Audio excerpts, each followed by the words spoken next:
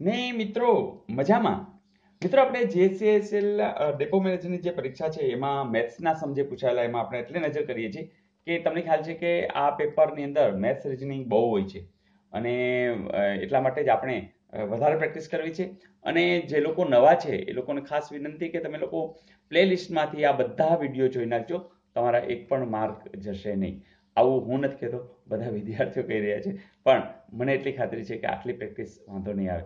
જેમ કે તમે જૂના છો, ચલો કરો પ્રેક્ટિસ અને જુઓ કેટલી સેકન્ડમાં તમે જવાબ આપો છો અને કોમેન્ટમાં જરૂરથી લખી દો. મિત્રો આવું જ્યારે આપે કે કેટલા રૂપિયાનું 2 વર્ષ માટે 12% દરે ચક્રવૃદ્ધિ વ્યાજ સાદા વ્યાજ કરતા 36 રૂપિયા વધુ મળે, હે ને? તો 2 વર્ષની વાત હોય અને કેટલું વધુ એ પણ આપી દીધું હોય તો આપણી પાસે એક નાનકડું સૂત્ર છે, યાદ છે ને? શું? ડી એટલે કે જે ડિફરન્સ છે ઈ. તો પી આર નો વર્ગ અને અહીંયા 4 મીંડા એટલે 10,000. બસ પતી ગયું. તો આ સૂત્ર યાદ રાખજો. એટલે 2 વર્ષની વાત હોય, ડિફરન્સની વાત હોય અને ઘણું કે ડિફરન્સ એ માગે કે આટલા રૂપિયા છે ને આટલા ટકા છે તો ડિફરન્સ કેટલું હોય, તો તમે આ સૂત્ર ડાયરેક્ટ વાપરજો. જેમ કે તમને ડી આપી દીધું છે, કેટલું છે? તો ડી ની જગ્યાએ 36. પી તો પ્રશ્ન છે કેટલા રૂપિયાનું, તો પી તો શોધવાનો છે. આર તો આર તમને કીધું છે 12%, તો 12 ગુણ્યા 12 અને છેદમાં તો આટલા છે જ, બરાબર. તો મિત્રો હવે શું થઈ શકે? તો એ થઈ શકે કે આ 12 આ બધું આ બાજુ વહી જશે. 36 ગુણ્યા 10,000, રાઈટ, છેદમાં 12 ગુણ્યા 12. બસ જે જવાબ આવી તમારો જવાબ. તો 12 તેરી, બરાબર, 3 એકુ 3, 3 ચોક, 4 એટલે 25 અને પછી 2 મીંડા, તો 2500 એવું ક્યાંય આપ્યું છે? યસ. તો મિત્રો આ માત્ર એક સૂત્ર યાદ રાખો, 1 માર્ક મેળવો. મિત્રો ઘણી વાર આ પૂછાય છે, કોઈ પણ પૂછે, તમને ટકા પણ પૂછે તો આવડી જશે, પી શોધવાનું પૂછે તો આવડી જશે અને ડી શોધવાનું કહે તો પણ આવડી જશે. પણ કોઈ એક વસ્તુ શોધવી હશે, બાકીની 2 વસ્તુ એ લોકો આપી દેશે. તો યાદ રહી ગયું ને? ડી બરાબર, ડી એટલે ડિફરન્સ, પી આર સ્ક્વેર છેદમાં 10,000. તો આ અગાઉ મેં સૂત્ર આપેલું હતું, જે લોકો નવા છે એ જરા આજે નોંધી લેશો. જોઈએ નેક્સ્ટ. મિત્રો આ સમની અંદર આવું પૂછ્યું છે કે 5 સંખ્યાઓની સરાસરી 30 છે. જો એક સંખ્યા 35 ને બદલે 25 લેવામાં આવે તો નવી સરાસરી કેટલી થાય? મિત્રો અહીં સરાસરી કે મધ્યક કે સરેરાશ કે બધું સરખું. તમને ખબર છે કે x બાર, બરાબર, અને સરાસરી તમે કહી શકો, મધ્યક કહી શકો, સરેરાશ કહી શકો. એમાં કરીએ છીએ શું? તો એ બધા જે પ્રાપ્તાંકો છે એનો સરવાળો કરી છે અને જેટલા પ્રાપ્તાંકો હોય એટલે ગણી લે છે કે 5 હોય તો 5, 10 હોય તો 10, તો એને 10 વડે ભાગી દઉં, 5 હોય તો 5 વડે ભાગી દઉં. તો આટલી માહિતી આપણા આગળ છે, બસ આ જ એનો જવાબ છે. જેમ કે 5 સંખ્યા છે તો n તમને આપી દીધા છે 5, એની સરાસરી 30 છે તો આ પણ આપી દીધું છે 30, બરાબર ને? x બાર તમને આપી દીધું. તો હવે સરવાળો તો મળે જ કે નહીં? શું કરો કે તમે x બાર અને n નો ગુણાકાર, હે ને, તમે મૂકો એટલે તમને ખ્યાલ આવી જાય. જેમ કે આ 5 ને આપણે લઈ જશો, 5 તેરી 15, એટલે કે જે સંખ્યા આપી હતી એનો સરવાળો તમને ખબર પડી જાય કેટલો છે? 150, બરાબર ને? 5 તેરી 15 એટલે 150 છે એ સિગ્મા xi છે. મિત્રો વાત એવી છે કે એમાં એક સંખ્યા, મતલબ કે અહીંયા કોઈ એક સંખ્યા હશે, એ 35 ને બદલે 25 આવી ગઈ છે, અહીંયા 25 આવી ગઈ, લેવાની હતી કેટલી? 35. મતલબ કે આપણો જે સરવાળો છે એમાં 25 લીધા છે ને, તો બાદ કરો ને, એ બાદ કરી નાખો, કોઈ ખોટું લેવાઈ ગયું છે, બરાબર. ચલો બાદ થઈ ગયા. અને સાચું શું છે? સંખ્યા 35 ને બદલે 25 લેવામાં આવે તો, સોરી, તો 35 ને બદલે 25 લેવા છે તો તમારે 35 કાઢી અને 25 લેવાના છે. સોરી, મારે અહીં જરા ભૂલ થઈ ગઈ, મેં આખું વાંચ્યું નહોતું. તો એક સંખ્યા 35 ને બદલે 25 લેવામાં આવે તો, ઘણું કે 35 ને બદલે 25 લેવાઈ ગયેલ છે એ બંને આવે, તો આગલું છે મેં લેવાઈ ગયેલ હોય તો અહીંયા તો ચોખ્ખું કીધું છે એક સંખ્યા 35 ને બદલે 25 લેવામાં આવે છે તો એનો કે પેલા 35 ને કાઢી નાખો, બરાબર. 35 કાઢશો એટલે 115 અને હવે 25 ઉમેરી દો, કારણ કે 35 કાઢો છો એટલે 150 માંથી 35 ઓછા થઈ ગયા. હવે તમારે 25 લેવાના છે તો એનો કે 25 ઉમેરી દો, 115 માં 25 ઉમેરી દો એટલે નવો જે સરવાળો મળશે 100 કેટલો મળ્યો? 140. હવે તમને ખબર છે કે જે નવો સિગ્મા xi છે, આ સિગ્મા xi મળી ગયો નવો, તો એમ તો 5 ના 5 જ છે, કારણ કે એક કાઢો ને એક બીજું મૂકી દો, તો તમારો જવાબ છે 140 ભાગ્યા 5. તો શું આવે? મેં તમને કીધું ને છેદનો ઉડાડો તો એક બીજી રીત છે. શું? અહીંયા 2 વડે ગુણો, અહીંયા 2 વડે ગુણો, તો 5 દુને 10, આ 10 હોય તો મજા આવે, 14 દુને 28, જોઈ જઈ તો આ મજા આવે. તો ગુણાકાર સહેલું પડે, 28 જવાબ તમારો બિલકુલ સાચો છે. તો મજા આવી. તો આ ખાસ વાંચવાનું કે શું કહે છે અને આપણે શું કરવાનું છે. તો સિમ્પલ, આ અત્યારે આવી રીતના જુઓ છો, બાકી તો મોઢે થાય તમને ખબર જ પડે અહીંથી 150 35ને બદલે 25 લેવામાં આવે છે હે ને તો આમ જોઈએ તો સીધું ઘટે છે 150માંથી કેટલા ઘટે છે તો કે 10 ઘટે છે તો 140 હે ને તો 140 ભાગ્યા 5 એટલે આ જવાબ મળી જશે. Is it okay? જોઈએ નેક્સ્ટ. મિત્રો અહીંયા એમ કહ્યું છે કે એક દુકાનમાં દર વર્ષે 200 ટેબલ 500 ખુરશી અને 100 કબાટનું ઉત્પાદન કરવામાં આવે છે તો ટેબલની ટકાવારી કેટલી ગણાય? મિત્રો જે ઉત્પાદન છે એ તો આપણે ખબર છે શું છે કે 200 પછી 500 પછી 100 એટલે કે ટોટલ 800 વસ્તુનું ઉત્પાદન થાય છે. હવે આ શું છે તો કે ટેબલ છે, આ શું છે તો ખુરશી છે, આ શું છે તો કબાટ. એને શું પૂછ્યું? ટેબલ. એટલે આપણું ધ્યાન ક્યાં જશે? અહીંયા. તો 800 વસ્તુ જે છે એમાં ટેબલ કેટલું છે તો કે 200 છે, રાઈટ? ટેબલનું કામ છે ને. તો ટકાવારી હંમેશા કેટલા હોય? 100 એ કેટલું? બસ લે જાઓ.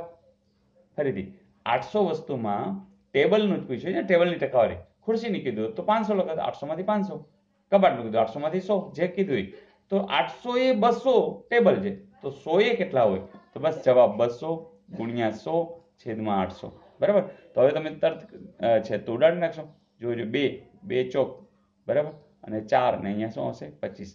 તો 25 છે? યસ છે. તો કેટલા ટકા ઉત્પાદન ગણાશે? 25%. તો મિત્રો એટલા બધા સિમ્પલ સવાલો હોય છે અને આવું જ તો ગણિત હોય છે. તો ગણિતની અંદર બસ તમે પ્રેક્ટિસ કરતા રહેશો તો મને નથી લાગતું કે કોઈ પણ માર્ક્સ તમારા જાય. તો મજા આવી તો ચલો હોમવર્ક આપી દઉં ને? ચલો આપી દઉં. મિત્રો પ્રશ્ન આવો છે કે 160 રૂપિયાની મૂળ કિંમતની વસ્તુ કેટલા રૂપિયામાં વેચવામાં આવે તો 20% નફો થાય? મિત્રો થોડુંક વિચારશો તમને સમજાઈ જશે. અને જે લોકો બહુ જૂના છે અને હવે માસ્ટર બની રહ્યા છે ગણિતની અંદર એ લોકો તો મોઢે ગણવાની ટ્રાય કરે અને મોઢે ગણાઈ જાય તો બસ લખજો કે સર આટલી સેકન્ડમાં ગણાઈ ગયું અને પેનનો ઉપયોગ વિના. તો મિત્રો આની મજા કંઈક ઓર છે. કારણ કે ગણિત એવું નથી કે માત્ર તમે કાગળ ઉપર પેન ઉપર કરો કે ઘણી વસ્તુ તો હવે તમે મોઢે પણ કરી શકો છો. તો યસ હું રાહ જોઈશ કે કેટલા લોકો આ જવાબ આપી રહ્યા છે. બીજી પણ મિત્રો વાત કે હવે ઘણી બધી પરીક્ષાઓ આવી રહી છે તો ફોર્મ ભરી દેજો. દરેક પરીક્ષાના ફોર્મ ભરવા આપણે જાવું ન જાવું ચોઈસ ત્યારે કરશું નક્કી, પણ એક મોક ટેસ્ટ દેવાઈ જાય. મિત્રો સાચુકલા વાતાવરણની અંદર કોઈ એક ટેસ્ટ દેવાય તો એ ટેસ્ટમાં કદાચ ક્યાંક ભૂલ રહી જતી હોય તો આપણે જે ગોલ છે એ પરીક્ષામાં એ ભૂલ નીકળી જાય. એટલે મારી પોતાની એવી એક લાગણી ખરી કે તમે તમામ ફોર્મ ભરજો. હે ને જાવું એવું નથી કે પાસ થઈ જાવ એટલે તમારે ફરજિયાત ત્યાં જવું જ પડે, પણ એ ચોઈસ ત્યારે આપણે જોઈશું. અને મારી તો ઈચ્છા એવી કરી કે કોઈ પણ જોબ એક તો સ્વીકારી લો, પછીનો જે સ્ટેપ છે ને એ આપણી ચોઈસ હોઈ શકે. પહેલી છે એ ચોઈસ નહીં, કોઈ પણ જોબ લઈ લો, માનસિક રીતે ફ્રી થઈ જવાય, દર મહિને પૈસા આવતા હોય, વધારે પુસ્તકો, વધારે વાંચન અને એ વાંચનની અંદર અલગ કંઈક મિજાજ મળે. તો મિત્રો દરેક પરીક્ષા આપો અને પરીક્ષાની અંદર એવો જ ટ્રાય કરો કે સૌથી આગળ હો. Is it okay? અને હા, લાસ્ટ આપેલું હોમવર્ક પણ જોઈ લેવું છે ને? ચલો જોઈ લઈએ. મિત્રો પ્રશ્ન અહીંયા આવો છે કે કઈ સંખ્યા તેના અંકોના સરવાળાથી જુદી પડે છે? તો અહીંયા તમને જુદી જુદી સંખ્યા આપી છે. એકચ્યુઅલી આ પ્રશ્ન એમને મૂકી દઈએ રિઝનિંગની અંદર અને આવી ચોખવટ ન કરે તો પણ મજા આવે એવું છે. કારણ કે તમારે શોધવાનું કે કઈ સંખ્યા જુદી પડે છે. તો અહીંયા એને સ્પષ્ટતા આપી છે કે કઈ સંખ્યાના સરવાળાના સંદર્ભે, હે ને? તો બસ તમને જ્યારે આટલી બધી ચોખવટ આપી દીધી હોય તો તમારે સરવાળો જ કરવાનો છે, બીજું તો કંઈ છે નહીં. જોજો 4 ને 6 10 ને 19 ને 8 27 થાય છે. અહીંયા 3 ને 8 11 ને 17 ને 4 21 થાય છે. 5 ને 6 11 ને 7 18 ને 3 21 થાય છે. 2 ને 8 10 19 ને 2 21 થાય છે. તમે એમને કહી દો સાહેબ અહીંયા 27 આવ્યા. ધેટ મીન્સ કે જે સરવાળામાં જે જુદી પડતી સંખ્યા છે એ કઈ છે? તો 4698. તો મિત્રો મજા આવી? That's good. તો મિત્રો મજા કરતા જ રહેશું, આનંદ કરતા જ રહેશું, કારણ કે ઘણું બધું કામ કરવું છે. અને હા, મને ખબર છે તમારી જે કંઈ ડિમાન્ડ છે એ ડિમાન્ડના અનુસંધાને ફૂલ તૈયારી ચાલે છે અને નવા નવા વિડીયોઝ આવતા રહેશે. પણ હા, હજી સુધી તમે તલાટી કે કોઈ પણ પરીક્ષા દઈ રહ્યા છો અને મારા તમામ વિડીયો નથી જોયા તો તમને ઘણું બધું નુકસાન થઈ રહ્યું છે. એમ માનજો કે ઝડપથી બધા વિડીયો જોઈ નાખવા છે. એવો એક ડિસિઝન લ્યો. મિત્રો તમે જોજો કેટલી બધી વસ્તુ તમને બધી સહજ લાગશે. ફરીથી હું નથી કહેતો, આપણી સાથે રહેલા એનડીસી પરિવારના મિત્રો કોમેન્ટ્સમાં લખી રહ્યા છે કે સર ખૂબ મજા આવે છે અને બધું આ જ પૂછાય છે. તો મિત્રો આવો ને કે જ્યારે પણ ટાઈમ મળે, જ્યાં પણ ટાઈમ મળે, તમે બસની મુસાફરીમાં હો, તમે નોકરી કરતા હો તો વચ્ચે જે બ્રેક મળે છે એમાં પણ હો, અને આનંદ કરતા ફરીથી કોઈ વ્યક્તિ ભાર નહીં રાખે. તો ભણવાનો ભાર નહીં, ખાલી આનંદ માટે ભણીએ, જ્ઞાન મેળવવા માટે ભણીએ તો પરીક્ષા તો આવવાની છે. ભાર સાથે ભણશું, સમયનો બગાડ થશે, ટેન્શન રહેશે, પરીક્ષા ટાઈમે વધુ ટેન્શન રહેશે તો એ તો માર્ક્સ ગુમાવવાની વાત થઈ. બિલકુલ ભાર નહીં, આનંદ સાથે. તો ભણવું એ આનંદનો વિષય છે. દરેક વિદ્યાર્થી હોશિયાર છે અને અહીં MBAની ડિગ્રી મળે છે. કેટલા લોકોને મળી ગઈ છે? કોમેન્ટ્સમાં હું રાહ જોઈશ. All the best.